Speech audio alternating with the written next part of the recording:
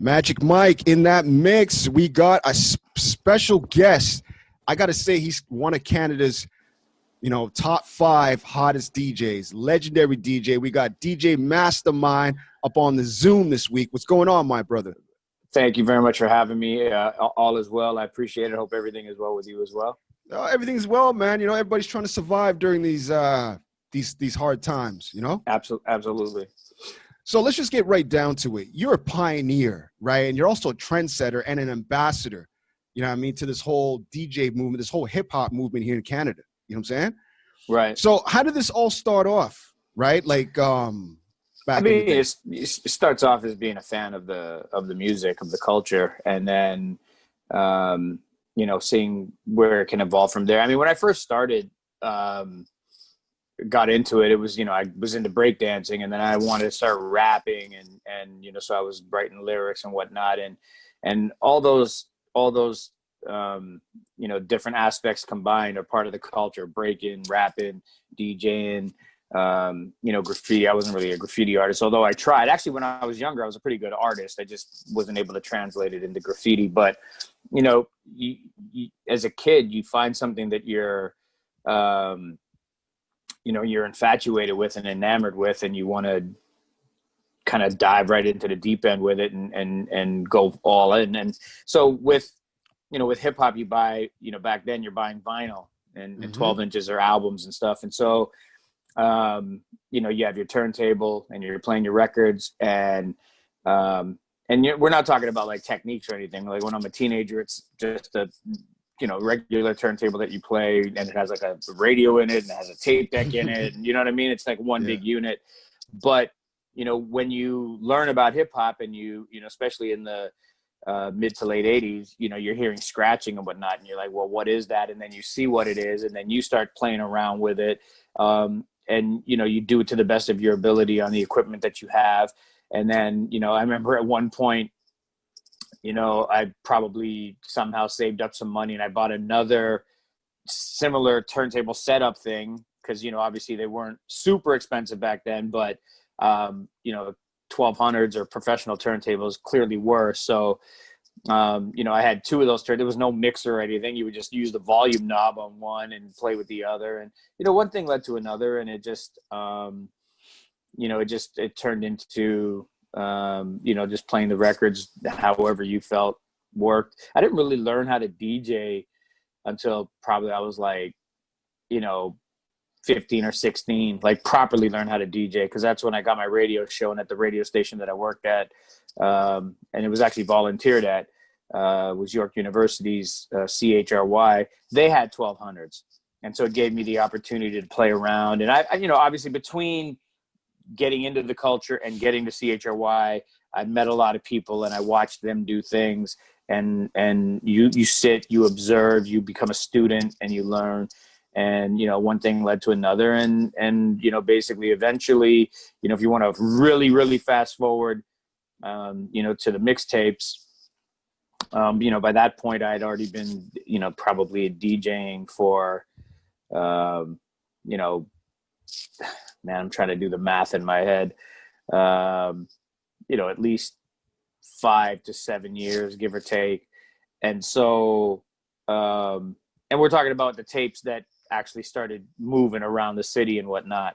You would always make tapes, right? But they were never being shared. Like at most, my girlfriend, one of my brethrens or whatever, but not like to the point where, I was responsible for mass duplications and spreading it and all that stuff.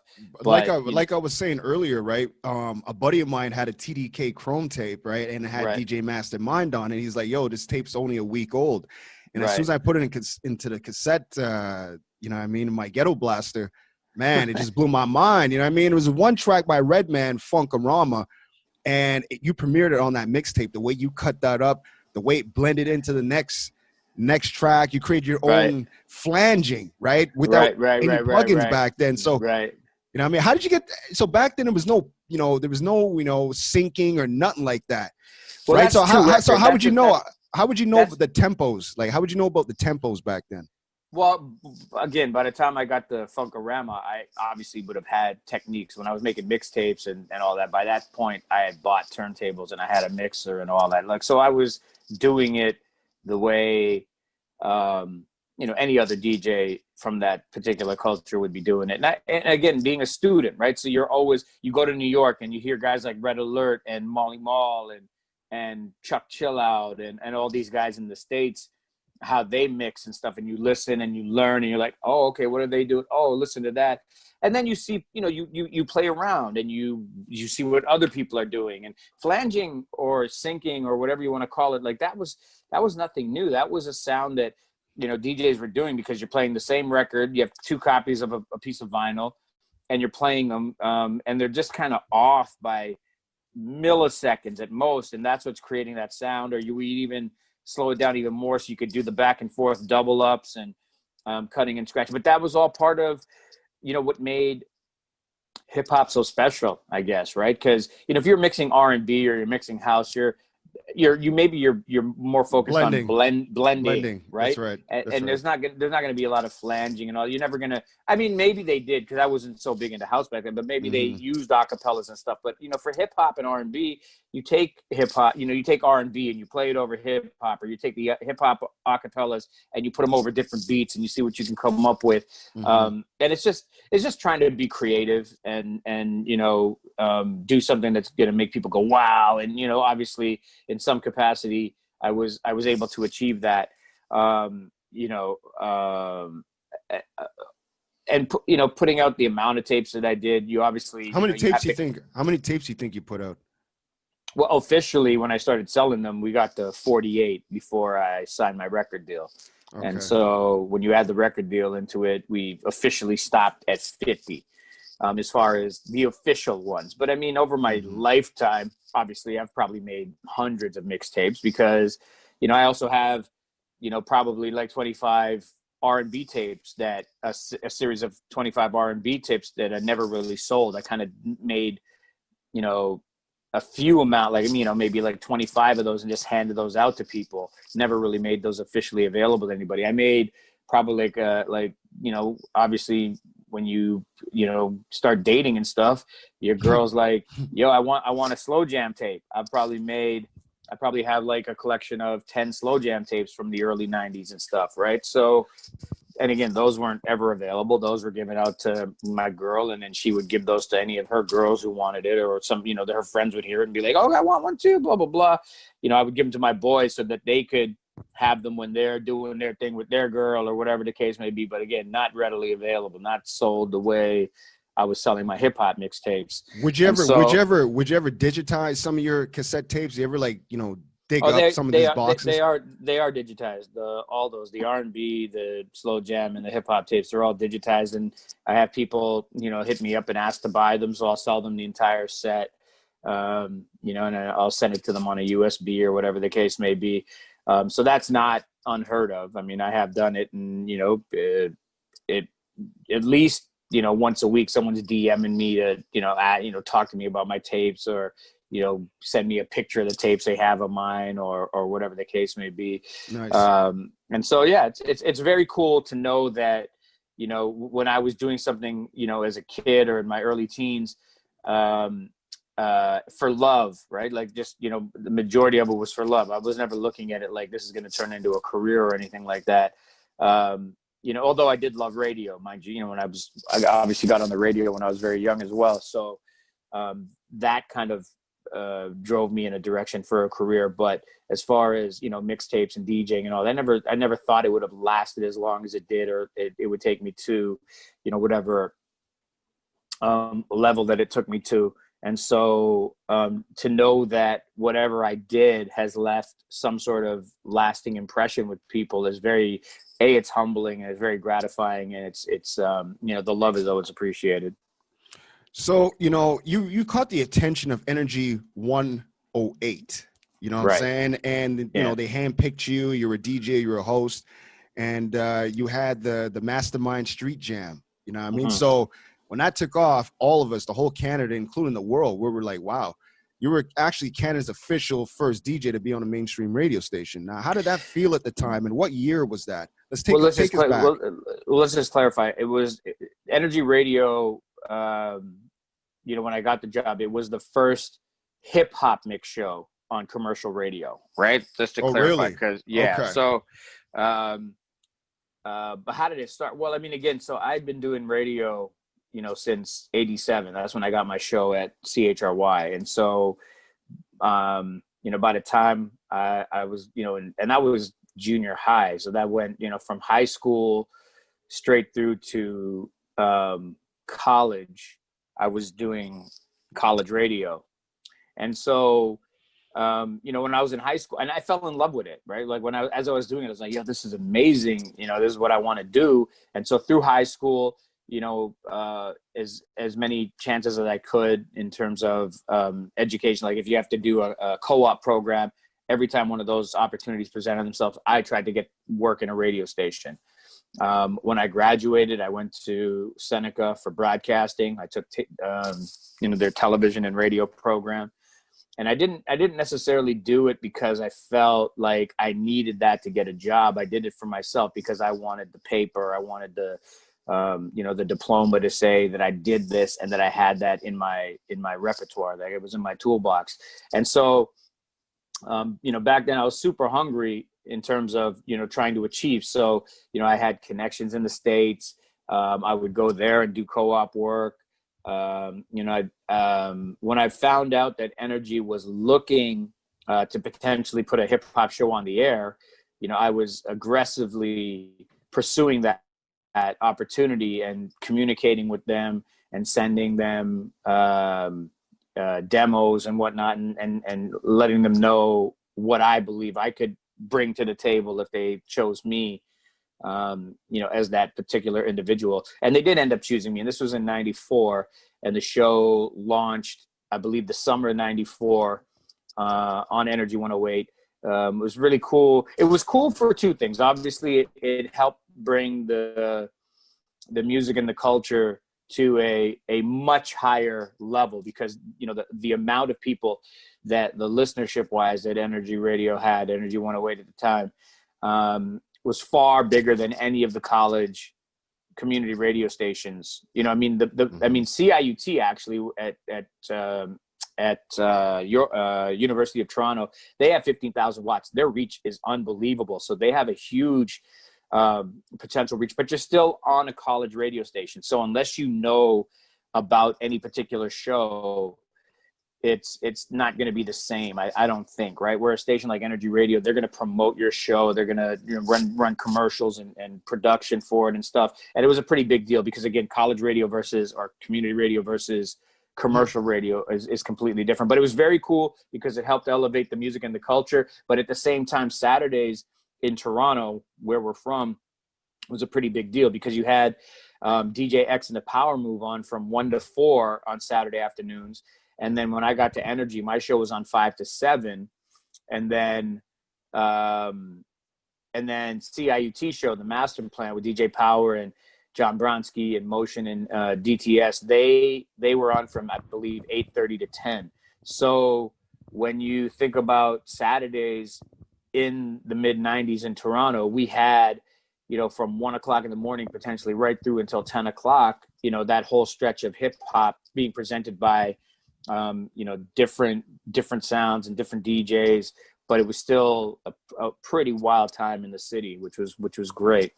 So let's talk about today's time, digital versus analog, right? So FM versus, you know, online radio, digital radio, and satellite. So right. Do you see FM as like a power force right now in the industry? You know, the way because I'll let you know right now, right? I've been on FM for 5 years and 3 years before that digitally, right? And just certain circumstances, right? We had to go back to the digital era, right? And it's so different. You know, this is on Live 89 FM. You know what I mean? It's a digital network, but we got many shows on there. It's ran like an FM station, and our numbers are hitting 100,000. We had Memorial Day weekend where we had, what was it, 20, 25 DJs? You know what I'm saying? Wow. So, right. So we hit about, say, over 100,000 people tuned in.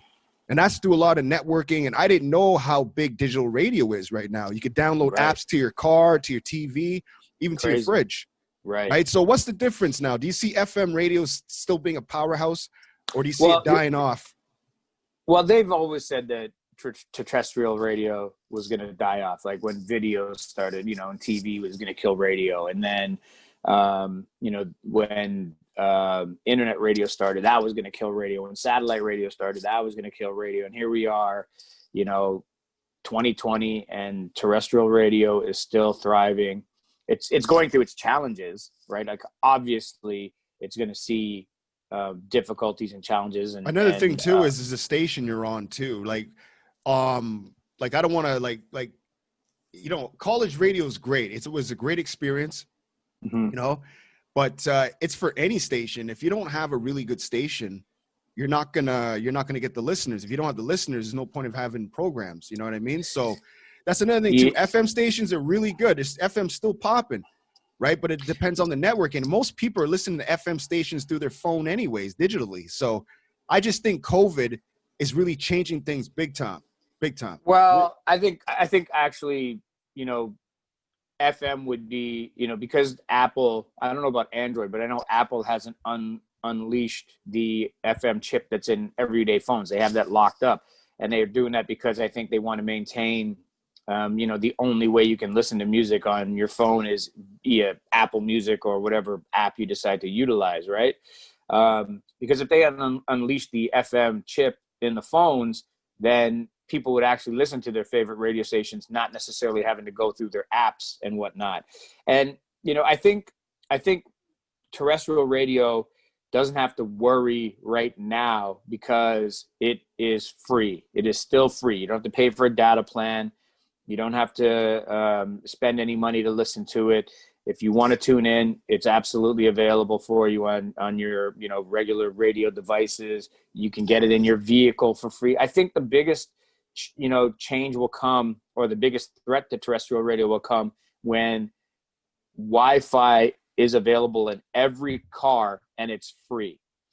Until it's like that in some places in the world. Some places, but we're talking about North America. Like the first time I ever saw Wi-Fi in a car was probably 5 or 6 years ago. It was a very high-end car. I was visiting a friend in California, and I had never heard of that prior to that. And it was very cool that we were driving. I think we did a road trip. We went from LA to Vegas on this road trip, and during the road trip, we had Wi-Fi in the car. It was really friggin' cool. But until that is available for every single car for free, and that's the biggest my brother. Well, I'll tell you the truth, my brother. A lot of the kids right now, from I don't know, let's say 19 and down, they don't listen to the radio. To be honest with you, they got a lot of apps on their phone. Oh yeah, I know that. And for us to get 100,000 people listening, and the numbers are probably higher, depends on what we're doing. That means like technology is definitely really changing, and we're in Canada too. Like everywhere else in the world, Canada's still advanced, but I hear you with the whole FM thing. From what I'm hearing on my end, because I'm in that world right now, it's a whole different ball game. You know what I'm saying? I got people doing video from Saudi Arabia. All the modern cars now have, apps you could put in your car. Most cars have satellite radio. You know what I mean? So it's really changing. And I'll let you know right now, like mainstream stations, like far as FM for sports and news, those are still understand popular. all the examples that you're giving still cost money. So sure, cars have satellite radio, but you have to pay for a subscription. You're such a fighter. You're a fighter for that FM dial. I'm a fighter too. I'm a fighter I'm not too fighting for the FM dial. What I'm trying to tell you is that the average person is not trying to spend money if they don't have to. The people that can afford it are obviously going to utilize those options that are available to them. So somebody who has an unlimited data plan, for example, of course they're going to set their phone up and listen to their podcasts. And well, actually, people probably download their podcasts while they're at home on their Wi-Fi and just play it off their device. But if you're going to listen in real time, if you want to pay whatever it is, $20 a month for Sirius XM, that's extra. So what I'm trying to say is the threat to FM radio, until it goes free, then right. I hear you. Right. I hear you. Because I hear you. people sit in their cars, and also there's a localized aspect, right? So when you're trying to get traffic reports, your satellite radio from Saudi Arabia isn't going to give me what's going on the DVP or on the Gardner. You know, you have your news channels, talk radio and stuff like that, or music-based radio. You can get that anywhere you want, and that's obviously the biggest threat to FM radio. But the localized aspect of it, the community aspect of it, that still now exists. now let's talk about community aspect. Now, I know in my city, we got a whole bunch of people doing podcasts. We got people doing morning shows and things of that nature. So you're right. Until data is free in Canada, which I know a lot of people have phones where it's free, and it's going to happen.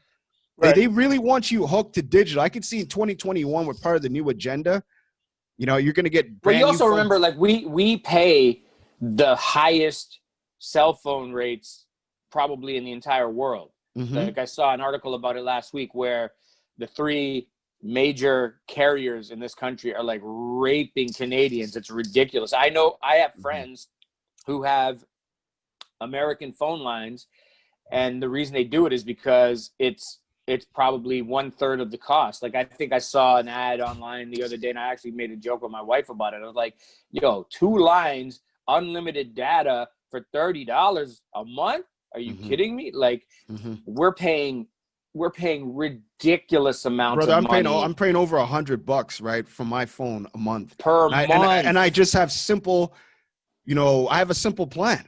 You know what I mean? Right. And I'm calculating. Sure, you get, you know, free long distance calls across the country, and you know, but you got to pay. Like, I have a similar plan, and you're paying extra for text to the U.S. You're paying extra for calls to the U.S. And you know there's no unlimited on my thing. I'm like, do you guys have unlimited data? So instead of giving me unlimited, they give me, I shouldn't be saying this, but they give me 15 gigs. And then when you run out of your 15 gigs, they give you an additional 10. That's not enough, right? So I just use my Wi-Fi wherever I got to go. But I hear what you're saying, brother. I think it's Canada, because I know in the States, they get free internet. So online radio in the States and elsewhere in the world, it's popping off. It seems to be Canada. It's true. Yeah. I know what you're saying. If you do buy a car, you should at least have satellite radio free for 3 years at least. You know what I'm saying? It comes with I think they give you 6 months. 6 months. Well, 6 months. Yeah. They give you a taste, and then if you like it, you continue. There's I know tons of people who only keep satellite radio for the sports channels or for the hip hop channels. Like, again, I have satellite radio in my car, and I have it for the hip hop, and that's it. I don't listen to sports in the car. I don't listen to talk radio in the car. Do you know what I mean? So it's like, I listen to news. If I want to listen to music, I'm listening to. What I was saying earlier, right? FM radio is still the shit, right? If you can have your connects with FM and digital, that's still tight. But as far as any radio station, you got to have a really good radio station in order for people to listen. And that's the myth. They think because it's an FM station, you got the whole city listening, you know? Well, I mean, at the end of the day, ratings dictate all that, right? And more than, you know, people want to discredit FM radio more so than give credit to it. But again, if FM radio is powerful, you know what I mean? Very powerful. But the way the world is going right now, everybody's sitting at home. Nobody's, you know, think of the statistics. Everybody's at home right now, okay? You think people are turning on the radio? Some are, but a lot of people have their devices. They're on the couch. You know what I mean? Bluetooth from their home, you know, home car office. Like, that's the way it's going right now. And this whole lockdown. But the same thing could be said, you know, like when I was working in terrestrial radio, you know, during office hours, people who would be working at their desks would be listening to but they'd be listening to us via the online app or the desktop. You know, they'd be listening through the website.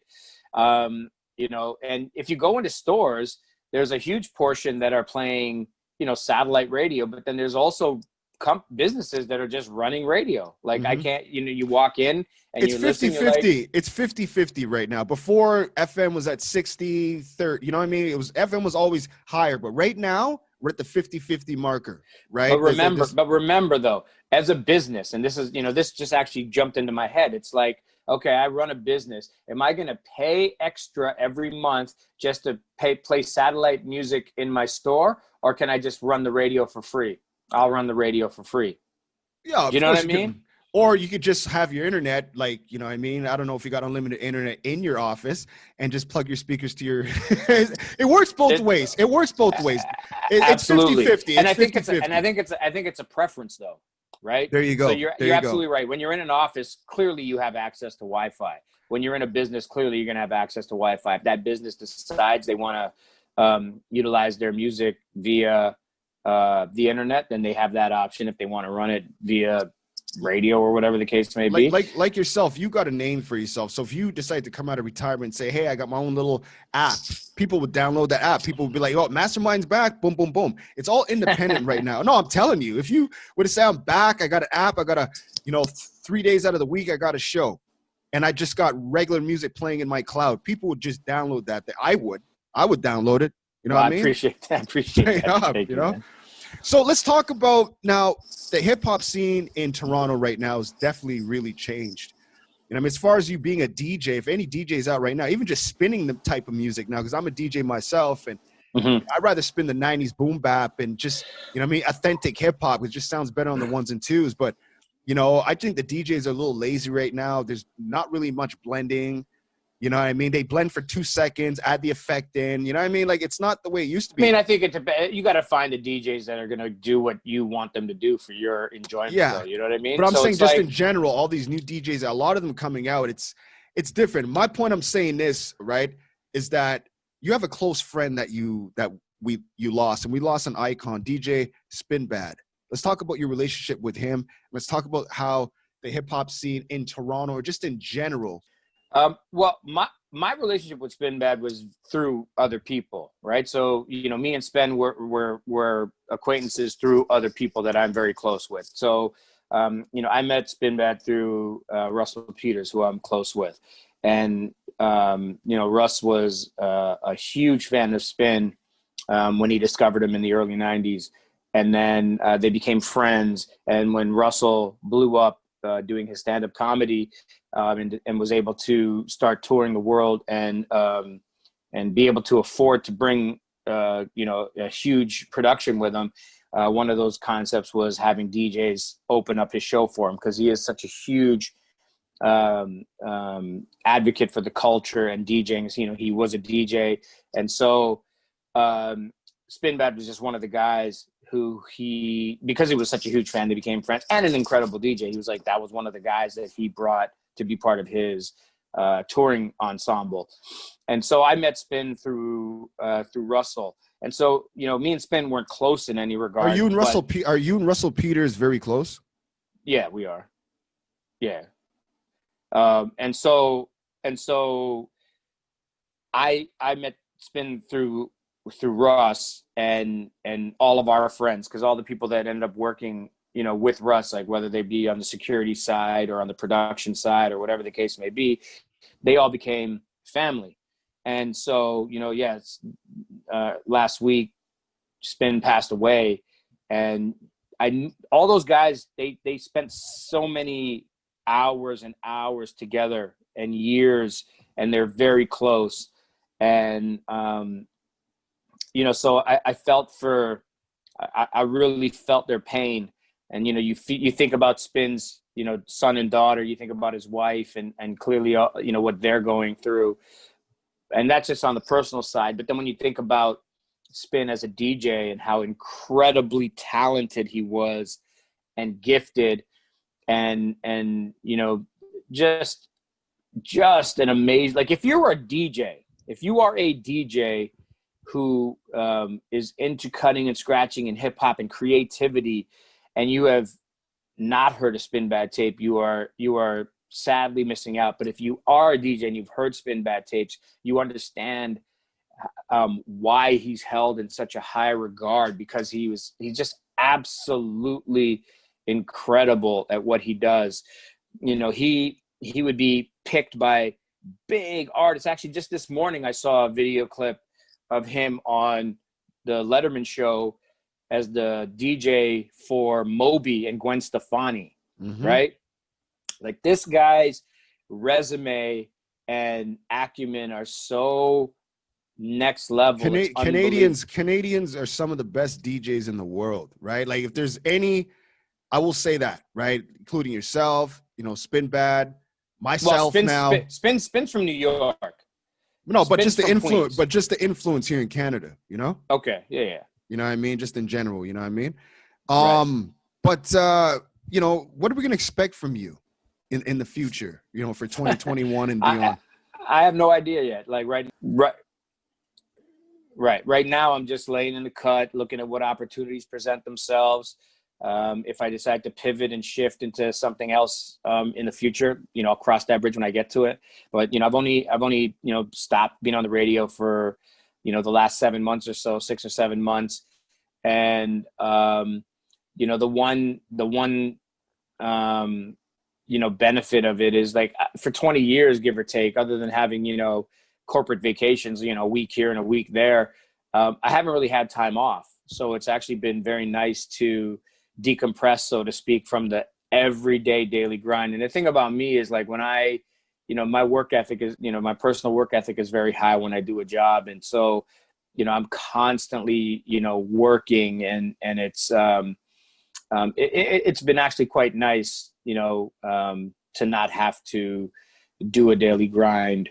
As much as I love radio and I don't consider it hard work at all. Like, I mean, it's, you have to be good at it, and it is difficult for people who've never done it, but it's not like, you know, being in the hot sun, you know, paving roads or building a house or putting shingles on roofs, or it's not laborious work, right? And it's more mental, if anything. It's very mental. And so again, you know, people think it's easy to talk on the radio for 5 hours, when in reality it's very challenging. You have to be on your P's and Q's and to be entertaining for 5 hours. So DJ Mastermind, you know, it was an honor to have you on. Now, you know, I want to hear Redman Funkarama. What do you think about that track, Funkarama? All right. Wasn't my favorite Redman song, but I remember, you know, it was the lead single for, if I'm not mistaken, There Was a Dark Side, that album. And so, you know, off the first album, What the Album, and all the singles he released, I was a huge Redman fan. But you know, I'm not gonna lie, I was kind of disappointed with that as the lead single, especially coming off the records that he, you know, put out off the first album. Mm-hmm. And that's possibly why I did whatever remix I did with it. If that what we're talking about, I can't even, like I said, I can't remember what I did or what it sounded like. But you know, Redman has been one of the most consistent artists over the last you know, 25 years, give or take. And you know, he floats on beats so effortlessly. He makes it seem so easy. Like what he does is so easy. And you know, he's still to this day just an amazing artist. Like I saw him within the last 3 or 4 years. He had come here for a summertime concert. Him and Method Man did a show together, and again, just, you know, effortless pocket. He's in the pocket doing what he does. It was great. All right. So Mastermind, is there anything last you want to say to the inspiring DJs out there, to your fans, to the world right now? Just keep doing what you're doing. You know, do it with passion, do it with love, enjoy it. You know, once you stop enjoying it, that's when it becomes work. So do it when it, you know, do what you love and love what you do, and you'll never work a day in your life. So if you love it, you know, continue doing it, and also pay it forward, right? Like, you know, help teach anybody that's willing to learn or who wants to learn, you know, what you know. Share your knowledge and your wisdom.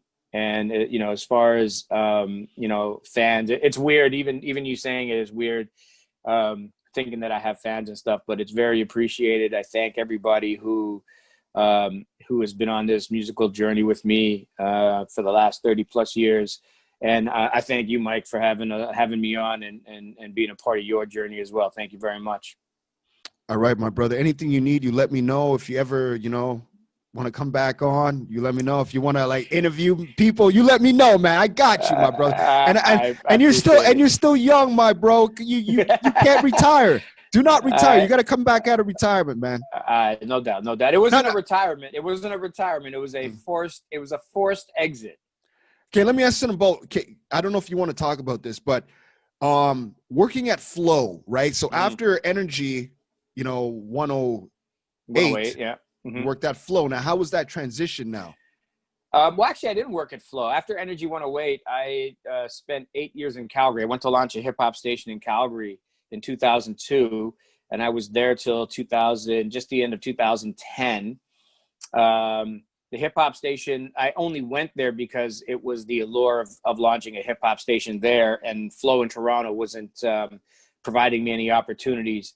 And so I took that opportunity in Calgary, and then after about a year, they decided to flip it top 40, which is not what I went there for. But, you know, when you have a family and you got to take care of them, you got to do what you got to do. And if there's no opportunities back home, then, you know, I was kind of stuck there until, 2010, when Flow was sold and the company that bought Flow showed an interest in bringing me back. And so I joined Flow officially in 2011, and then I was there up until this past March. So a good 9-year run at Flow. Very different, obviously, because Energy I was just doing, you know, the street jam. So it was like a 2-hour mix show. And that evolved into me, you know, I always wanted to do radio as a career. So that evolved for me into ending up doing the evening show at Energy. So I was literally on like 7 days a week. Amazing. Mastermind. Absolutely. You know, it's a pleasure to have you on. Look at that. My camera's going right at the last minute. Okay, here we go. Mastermind, right, thank you so much for coming on. Right. And we'll definitely keep in touch. Appreciate you, my G. I appreciate you. Thank you very much for reaching out and having me on. All right. Okay. Talk to you soon. We're going to play that track Funkorama by Redman. Yes, sir. All right. All right. All right. All right. Yes. One.